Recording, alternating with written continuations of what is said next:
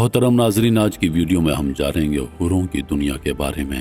قرآن مجید اور حدیث میں حوروں کا تذکرہ کہاں اور کیسے کیا گیا ہے، ان کی تفصیلات اور خصوصیات کیا ہیں، حوریں کس چیز سے تخلیق کی گئی ہیں، ان کے حسن، لطافت اور کردار کی خصوصیات، ان کے جسمانی اوصاف اور دلکشی کی قرآن و حدیث میں موجود وضاحتیں بیان کریں گے۔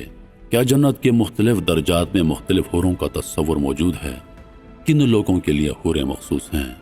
جنت میں حوروں کے ساتھ مردوں کا تعلق کیا ہوگا؟ جنت میں اہل ایمان اور حوروں کے درمیان تعلق کی نوعیت کیا ہوگی؟ حوروں کا کردار جنت میں کیسا ہوگا؟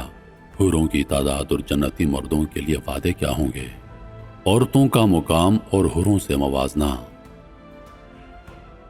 خوش آمدید حوروں کی دنیا میں، ایک ایسی جگہ جہاں خواب حقیقت بنتے ہیں اور ہر لمحہ محبت کی ایک نئی کہانی سناتا ہے۔ کیا آپ نے کبھی سوچا کہ کیا واقعی حوریں ہوتی ہیں؟ ان کی دنیا کیسی ہوتی ہے اور وہ ہماری زندگیوں میں کیسے اثر انداز ہوتی ہیں؟ آج ہم آپ کو لے کر جائیں گے اس جادوئی عالم میں جہاں ہر حور کی کہانی ایک الگ داستان سناتی ہے۔ ان کی خوبصورتی، ان کے راز اور وہ محبت جو ان کے وجود میں بسی ہوئی ہے، یہ سب کچھ آپ کے دل کو چھو لے گا۔ ہم دریافت کریں گے ان خوابوں کو جو حوروں کے دل میں چھپے ہیں۔ کیا وہ صرف داستانیں ہیں یا حقیقت کے قریب؟ آپ کے ذہن میں اٹھنے والے سوالات کے جواب تلاش کرنے کا وقت آ گیا ہے۔ تمام دوستوں سے گزارش ہے کہ ہمارے چینل کو سبسکرائب کر دیں اور اس سفر میں ہمارے ساتھ شامل ہو جائیں۔ حوروں کی دنیا میں خوش آمدید، جہاں ہر لمحہ آپ کی روح کو نئی روشنی دے گا۔ حور ایک عربی لفظ ہے جس کا مطلب ہے خوبصورت یا حسین۔ اس کا بنیادی استعمال اسلامی متون میں ہوتا ہے، جہاں یہ جنت کی ان حسین مخلوقات کی طرف اشارہ کرتا ہے جو اللہ کی رضا کے لیے بندوں کو عطا کی جائیں گی۔ حوریں خاص طور پر انفرادی طور پر ایک خواب یا خواہش کی نمائندگی کرتی ہیں جو انسان کے دل میں ہوتی ہے۔ حوریں خاص طور پر جنت میں موجود ہوتی ہیں۔ اسلامی روایات کے مطابق جنت ایک ایسی جگہ ہے جہاں بندوں کو اللہ کی رضا کے تحت انعامات دیے جاتے ہیں۔ حوریں اس دنیا میں موجود نہیں ہیں، وہ ایک روحانی اور مثالی دنیا میں رہتی ہیں جو دنیاوی زندگی سے بالاتر ہے۔ یہ دنیا انسان کے حواس سے ماورا ہے، جہاں ہر چیز کامل اور خوبصورت ہے۔ قرآن مجید اور احادیث میں جنت کی نعمتوں کے ساتھ ساتھ حوروں کا بھی ذکر آتا ہے۔ حوریں جنت کی حسین ترین مخلوق ہیں جنہیں اہل ایمان کے لیے تیار کیا گیا ہے۔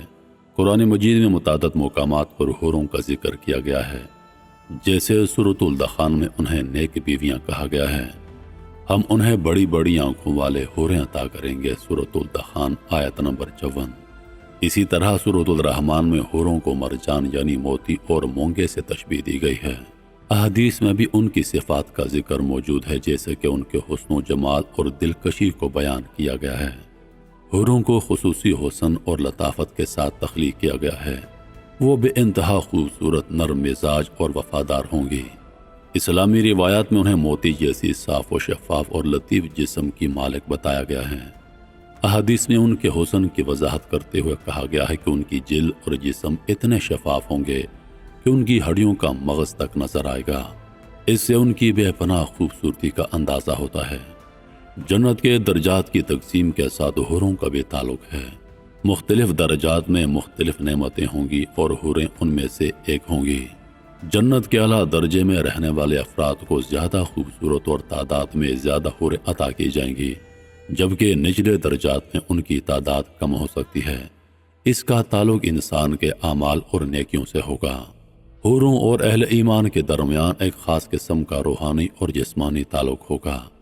جنت میں انسان کی تمام تر خواہشات پوری ہوں گی اور حوروں کا ساتھ ان کی نعمتوں میں شامل ہوگا۔ حوریں اپنے جنتی ساتھیوں کے ساتھ وفادار ہوں گی اور ان کی خدمت کریں گی، جو کہ ان کے انعامات کا حصہ ہوگا۔ روایات میں کہا گیا ہے کہ جنت میں ہر مرد کو کم از کم 2 حوریں عطا کی جائیں گی، لیکن بعض روایات میں ان کی تعداد بہت زیادہ بتائی گئی ہے۔ جنتی مردوں کے لیے یہ وعدہ کیا گیا ہے کہ حوریں ان کے لیے مخصوص ہوں گی اور ان سے وفادار رہیں گی۔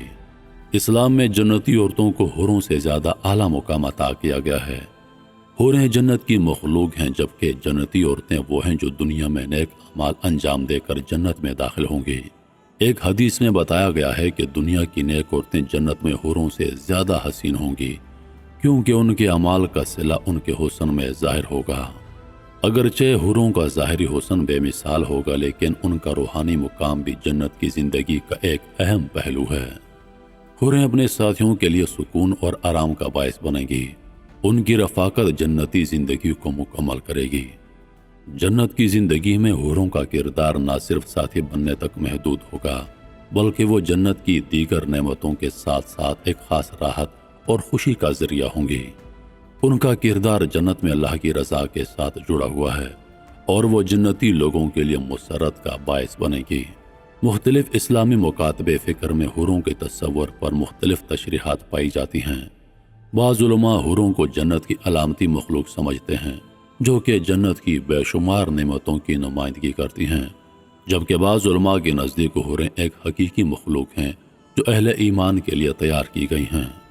حوروں کا تعلق انسان کے نیک اعمال اور جنت میں اس کے درجات کے ساتھ جڑا ہوا ہے۔ جنت میں زیادہ نیک اعمال والے افراد کو زیادہ حوریں عطا کی جائیں گی۔ اللہ نے ان کی عظمت اور حسن کو نیکی اور تقوی کے انعام کے طور پر مخصوص کیا ہے۔